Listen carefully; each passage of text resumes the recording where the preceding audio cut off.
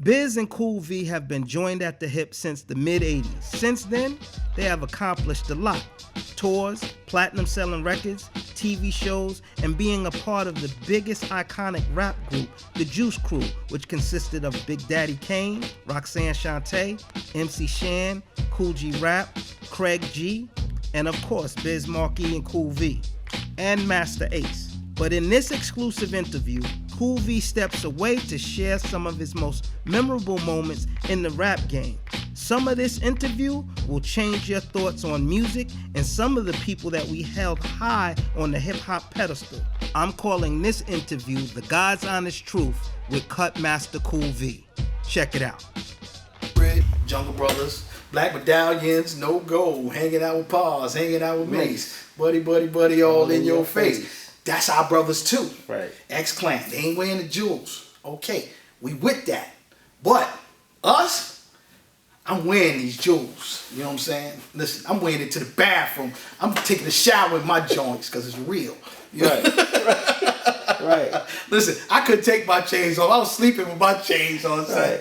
But how important it was for you, like, you know, to have pieces, and what kind of pieces did like, do you still got the pieces? I still got, well, the rope still exists. Right. I traded Biz for the big ropes. We did a Will Smith video. Right. And Biz like, you still got all the dookies? I said, right. Yeah, because Rick came down there heavy. Rick came with new platinum, right? So I said, I still got 2 chunky ropes at the house. Right. He was like, you still got 2? I said, yeah. So I went home. He said, yo, go get them right now. We at the video shoot already. You what video shoot is that? Will Smith. It was what was the name of the record? It's on the album. Biz, Rick, and Will is rhyming on the album. Okay. Jeff produced it.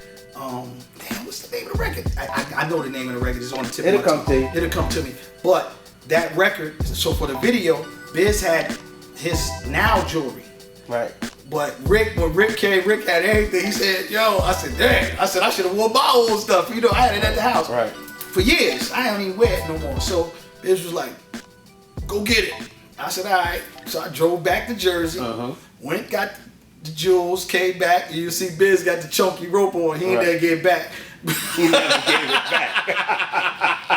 He was like, hold on, wait, where you going? It's all good, baby. I got a link from him. You know what I'm saying? Right. It's all good. You see him, and it's cool. Right. So it was very important at that time because it was more like a yes, it was a status symbol. Right. Everybody couldn't wear their jewelry everywhere. Back then with the big chain, the big donkey ropes, and that's like, that was a sign like you made it. You know what I'm saying? Like you had to have that. No, you got that shit on. Like, who is this motherfucker? And you couldn't walk around with that shit on if you wasn't somebody. You know what I'm saying? So. Right. Everybody couldn't wear their jewelry everywhere. Why not? Brooklyn. What would happen in Brooklyn, man? You might get battered and bruised. Yeah, that was especially New York time, man. Like yeah. You know, like everybody couldn't wear their jewelry everywhere. That was the thing. You know, like everybody couldn't wear their jewelry everywhere. If you wore it, you might have to fight for it. You might, you know, right. Like I said, you know what I'm saying? Like, and that was another thing. It was a status symbol, but it was also not just because you could afford it, you could get it. Right. Everybody couldn't rock their jewelry the way they wanted to. Right. All the time. That's where the term "tuck your chain" came from, right? Let's talk about what's tuck your chain, because a lot of people, you know, the way these guys walk around now, wouldn't happen. Yeah, a different day and different time. Right. And that's not to be looked at as a great thing, because as a people we got to evolve from that too. But, right. You know, at that time, you just couldn't wear it. You had to put it in. Right. You got it on. You went to certain places. You went to certain places. You just couldn't wear your chain. You know what I'm saying? You can wear it, but it just be under your shirt. Yeah. Latin quarters, baby. Listen, right. I saw one of the biggest dude with the biggest muscles get his chain tucked. Right. You know, and that's just what it was. You know, certain places you just didn't wear your jewels, and everybody couldn't wear their jewels, even if they owned them. So, right. And that was back then was a lot of people like doing what they do now, borrowing chains from jewelers, or most of the guys back then was buying them. Like in our era, in our era we bought them. Right. The next era, the jewelers attacked you because they see you wearing stuff, so they want to sell more stuff. So now they're coming at you so you can rent it from, or you can hold something, you know. And that came later, but that's after they saw the worth in it. Right. The motherfucking big ass ropes, or multiple ropes, and the big anchors and all that shit. Yeah, man, the rings and all that shit. That was that was part of. Actually, it's like part of the costume. You know what I'm saying? But everybody, you had to have it. If you didn't have it, you know what I'm saying? You was whack. Slick Rick was ahead of his time on that. Oh yeah. Rick. Somebody just sent me a picture. You know what I'm saying? Like, you know, Rick, when he got on it, he never got off it. Right. You know, like most of us, we got away from it. Rick game is up to par, like it's 88 right now, 90 right now. He's crazy. Yeah. Rick Chains is gleaming.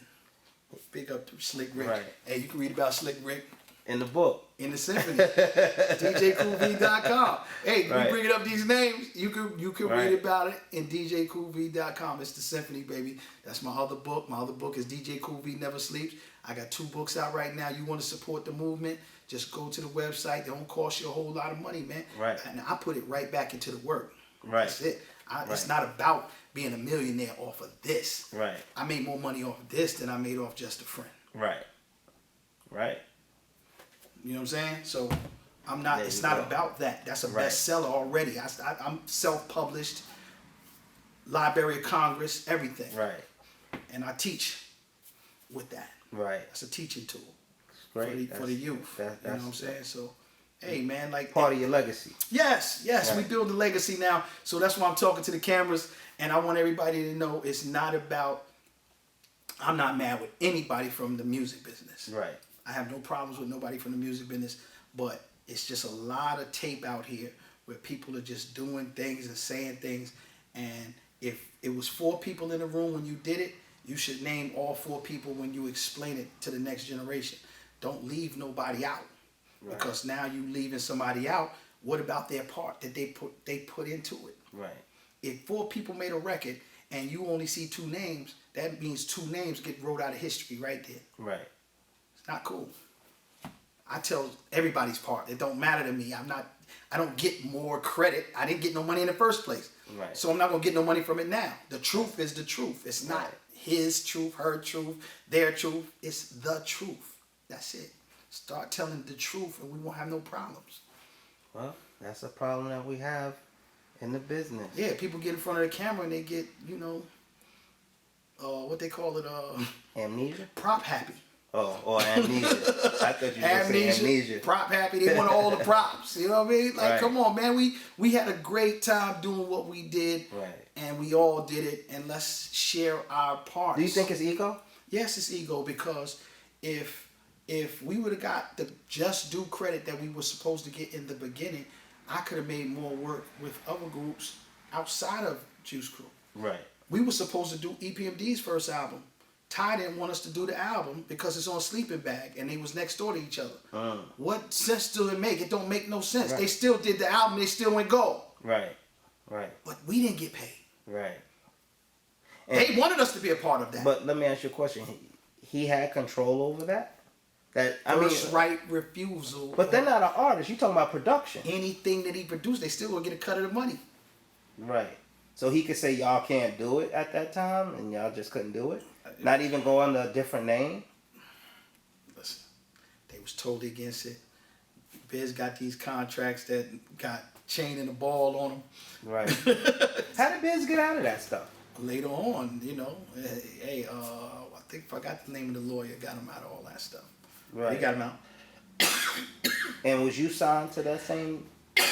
No. So you wasn't signed to anything at that time? Not in the beginning. Right. 88. Right. So we talking 80, what? 86 to 88. 86 to 88. So those 2 years. 86 to 88, I'm not signed to anything. Right. I'm just sitting there. And that's when a lot of the magic happened in those years with the albums and songs and things like that. Yes. That's crazy. Yes. After we finished the album, Ty made us all sign management. Right. So, hey, you live, you learn, man. But we had a great ride. Right. Do you think '88 was the best year of hip hop? I could never say that was the best year of hip hop. No. It was a great year though, but I can't say it's the best year of hip hop. You can't say what's the best year of hip hop. Well, I don't. Let me rephrase that. Mm-hmm. Was '88 like one of those pivotal years in hip hop music? That's what I mean. Yes. As far as albums, yes, coming out, people getting introduced to different. Yes. Yes. '88 was a game-changing year. Right. Just in like, what way? For you, just looking back at it now. It was the introduction of everybody's album. You got to look at Light came out in '88, Nice and Smooth, Kane, Biz. We came out, us and Kane came out same album, 2 albums the same year. Right. We don't get credit for working on Kane's album. Right.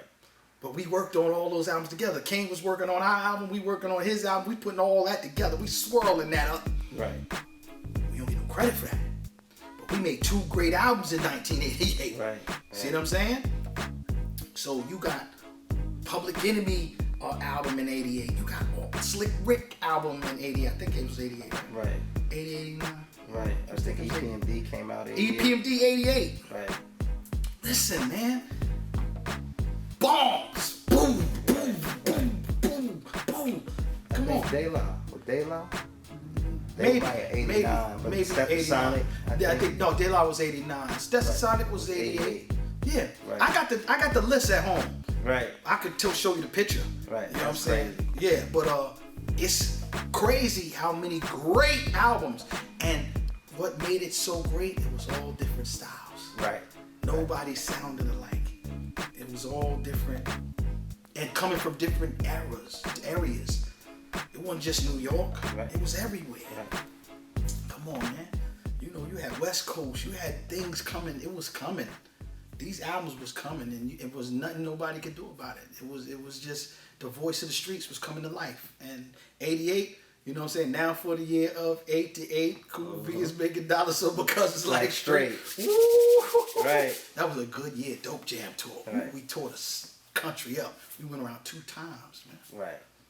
Cool V. Yes, sir. I appreciate you, my brother. Yes, sir. This is some hell of stories, man. Some great commentary. I can't wait to put this shit up. I'm going home, I'm guarding this tape. And I'm gonna make sure that shit is in my pocket, not in my bag. Nowhere. I'm gonna take these damn cards, put them in my pocket. They ain't going nowhere. Hey, man, I got 1 million of them. I and got next, 1 million listen, stories, man. Next week, they're gonna be up and out, you know. It's all good. Right. It's all good. Hey, go to we my good with website. that. Go to my website. We good with publishing them, huh? Yeah. All right. Yeah. Go to my website, djcoolv.com, and go to hiphophandsfoundation.org. Right. And you can get some of the greatest literary pieces out right now. The Symphony, DJ Cool V Never Sleeps, Hidden in Black and White. Right. You can get all of that, man. Just appreciate you, my brother. Yes, sir. This is some hell of stories, man. Great commentary. I can't wait to put this shit up. I'm going home, I'm guarding this tape. And I'm gonna make sure that shit is in my pocket, not in my bag. Nowhere. I'm gonna take these damn cards, put them in my pocket. They ain't going nowhere. Hey, man, I got 1 million of them. And next week, they're gonna be up and out, you know. It's all good. Right. It's all good. Hey, go to we my good with website. that. Go to my website. We good with publishing them, huh? Yeah. All yeah. right. Go to my website, djcoolv.com, and go to hiphophandsfoundation.org. Right. And you can get some of the greatest literary pieces out right now. The Symphony, DJ Cool V Never Sleeps, Hidden in Black and White. Right. You can get all of that, man. Just go to the website. Again, it don't cost you. It don't cost you much, man. Just get this history and get this truth. It's all about the truth, not the lies, not the embellishments, not the people trying to say they were places where they weren't even there. You know what I'm saying? Like, it's crazy. Like, how you gonna tell a story to me and I'm in the room and you were nowhere in the room? Right. It's crazy. We're gonna clarify a lot of things. Gotta clarify. Well, they're gonna enjoy this, man, and I appreciate it once again. I appreciate it. Your man Kraze, Cool V. King of content, That's baby. right. King of content. Kraze, the king of content, baby. He finally got a Cool V interview. I'm in the building, baby. I finally made it. He finally Right, he finally allowed me. I'm in the fire. I'm large. What was it like being TV at that time, man? Because listen, I ain't gonna lie, big, chunky. I used to be like, damn, every time I see him. Well, I gotta thank Diz for that. You know what I'm saying? Because Diz always liked it. Diz always liked being at the forefront of every movement, right? So when he get a big role and somebody get a bigger one, he don't want that one no more. Yeah, let me get that. You know what I'm saying? Yo, you know, work that off. Let me work that off. You know what I'm saying? I ended up with so much jewelry at one time. You know, but it was a beautiful situation. You know what I'm saying?